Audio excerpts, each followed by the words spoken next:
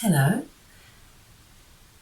In this yoga session, we are going to slow down, wind down, and prepare ourselves for a good night's sleep.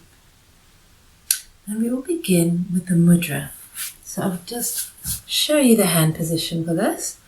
We're touching our little fingers and our ring fingers, and the other fingers are draped softly over the thumbs. So it's just the ring fingers and the little fingers that are touching and pointing upwards. And you can bring your hands into this position sitting comfortably. This can also be done while sitting in bed, while sitting on a chair, as long as your spine is upright. And begin to focus on your breath.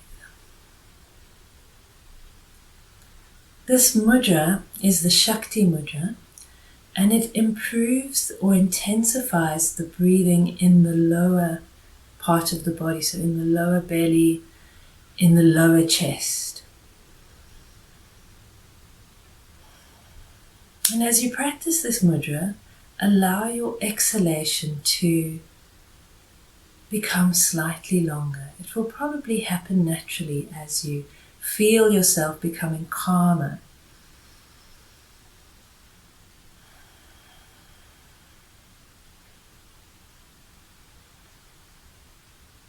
And we're breathing in and out through the nose.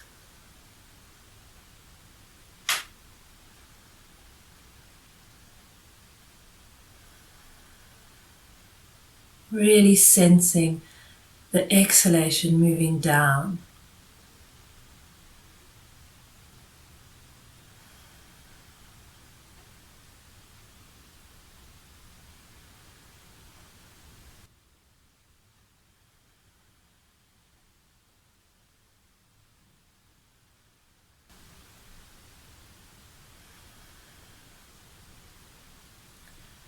And you can practice this mudra for a few minutes in the evening if you do have problems sleeping or falling asleep. And now we're going to slowly open the hands and just rest them on the legs for a moment. And we will now begin to practice alternate nostril breathing, Nadi Sodhana, which is also very good for becoming calm, helping with insomnia. It's all about balancing the flow of energy through what we call in yoga the masculine and the feminine channels, Ida and Pingala, but we call in Western medicine the sympathetic and the parasympathetic nervous systems. So we are just balancing them. So one of them is not dominant. We're not too awake, we're not too lethargic. And we're going to So just as far as these channels go, the left nostril is related to the feminine, calming, receptive channel, and the right nostril is related to the masculine, active, awakening channel. So if you did want to sleep and you found that you woke up at night and the right channel was more open, you would do this and hope that you'd be able to balance it out and encourage the left channel to open. Your left nostril would be more open if you're in a calmer, more relaxed state. And it switches around in cycles throughout the day. They have identified something called the nasal cycle now, where it switches about every few hours. So it is a natural process. Okay, so let's take our hand. You can use your right hand, and we're taking the thumb to the outside of the right nostril, the next two fingers between the eyebrows, and the ring finger to the left nostril. There are different mudras for alternate nostril breathing. I like this one because of the contact between the eyebrows, brings awareness to this area. So we're going to close the right nostril with the thumb, breathe in through the left. Close the left nostril, open the right, and breathe out through the right. Breathing in through the right as we close the left. Close the right and breathe out through the left. And you will continue to go from side to side in your own time. So I'll rather not talk you through it because I want you to find your own rhythm of breathing in as much as you need to, pausing for a second, exhaling a slow, gentle exhalation. And the breath moves from side to side, going in through the left, out through the right, in through the right, out through the left, as it travels from side to side. So I'll just do this quietly for a few breaths with you.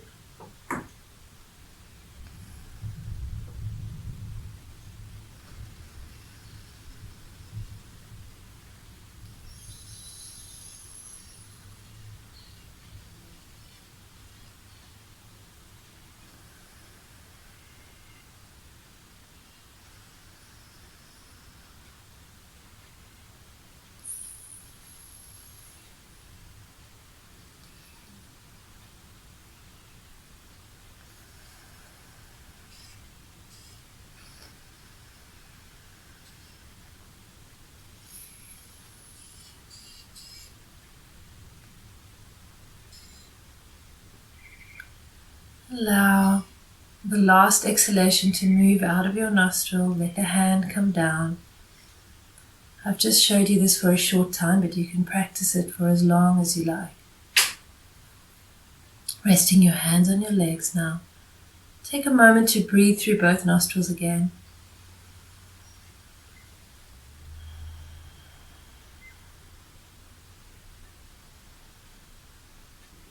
And then we're going to practice a yoga pose using a wall that is really good for insomnia and to help become very calm in the evening and to prepare you to sleep. And we're going to place our legs up the wall. So I'm coming to sit sideways as close as I can to a wall. And then I'm going to swivel around. So sometimes you'll find you can't get right up to the wall, then you just need to wriggle a little closer so you can get as close as possible. If you're quite tight in the hamstrings, you might want to put a block or a folded blanket underneath your pelvis. But otherwise you can just lie with your legs up the wall.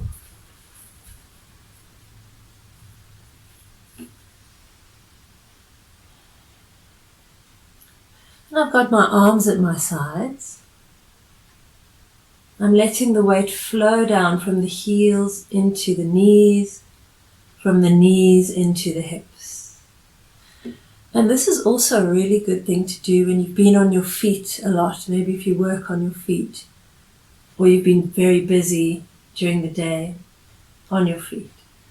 It allows the circulation to flow the other way, to return to the internal organs through gravity.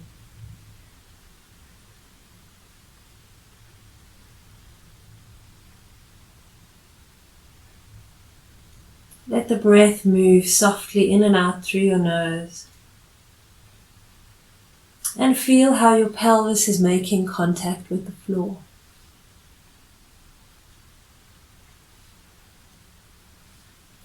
What you can also do here is gently roll your head from side to side.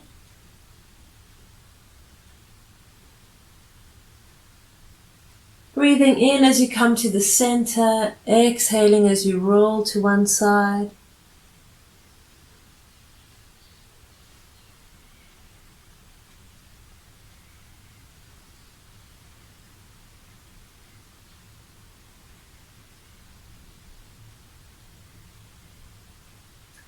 And then let's play with pointing and flexing the feet.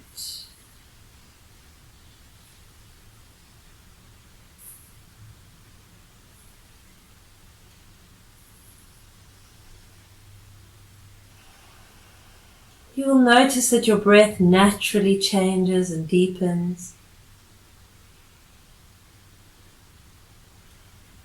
Now I'm going to bend the knees,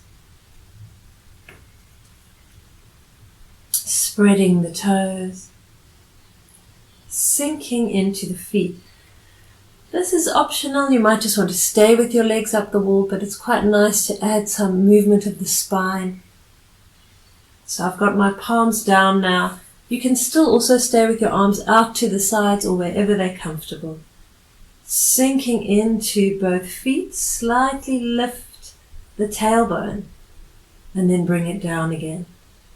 So we're exploring the relationship between sinking into the feet and becoming light in the back of the pelvis.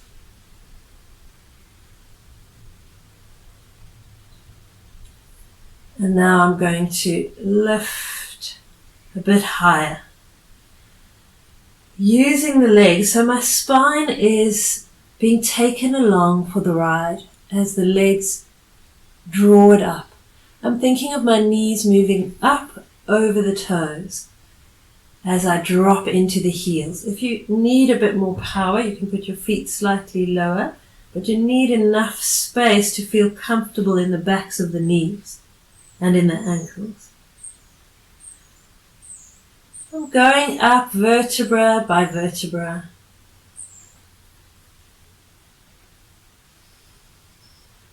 And rippling back down from the top of the spine, vertebra by vertebra.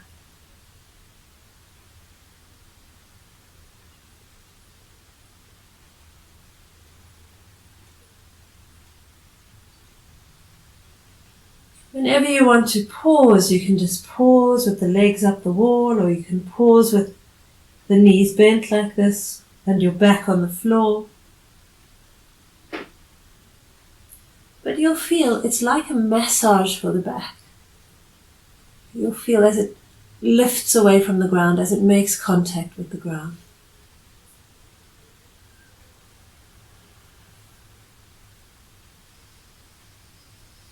I'm going up on the exhalation, but I'm allowing my breath to move naturally once I'm there.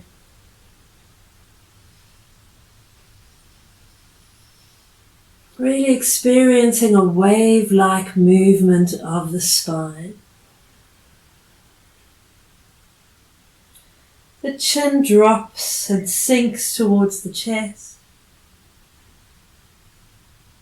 Let's take a break with the legs up the wall.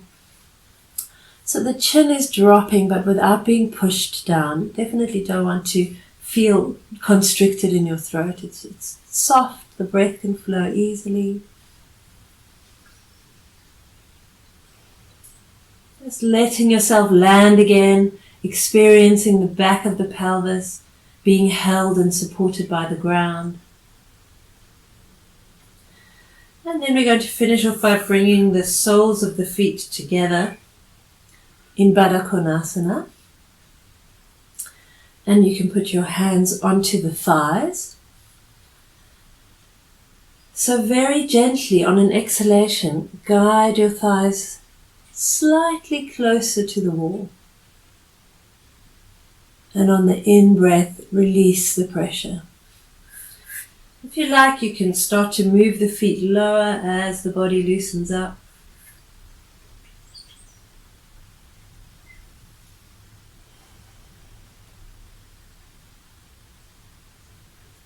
So here you also begin to experience the breath moving into the lower abdomen and an awareness of the pelvis.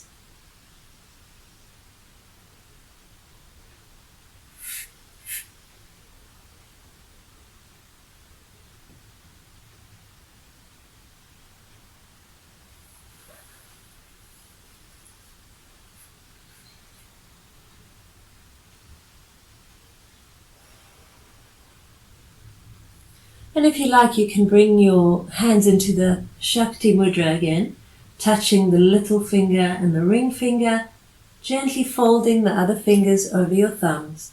And you can just place this on your body where it's comfortable, so you can place it on the solar plexus if you like.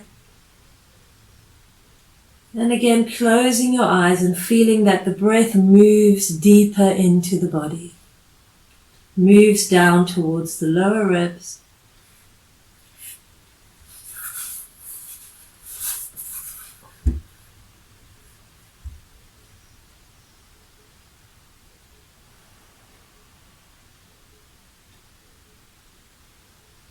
Make sure that you're well supported by the wall. So I was a bit far away there and I just wriggled closer so that I could get more support for my pelvis.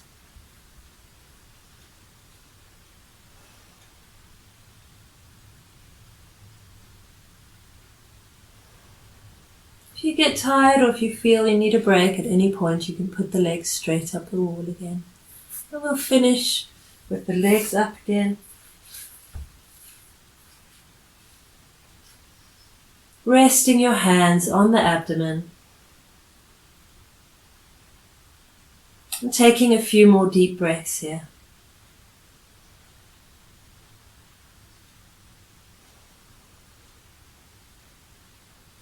And when you're ready to come out of that, you can bend the knees. You can even put the feet onto the wall.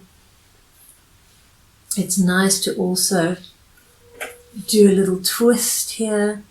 So take the knees, let's walk the feet over towards one side. So the toes are pointing the same way. Your head will go the opposite way.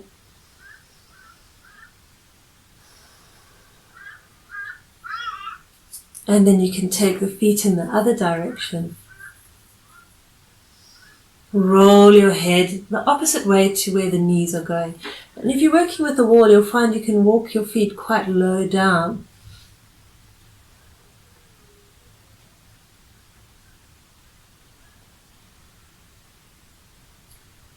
And then returning to the center.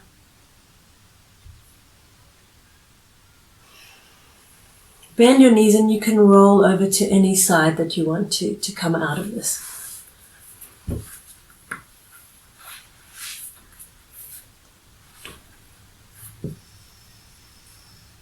I hope you're feeling nice and calm now and ready for a restful sleep. Thank you.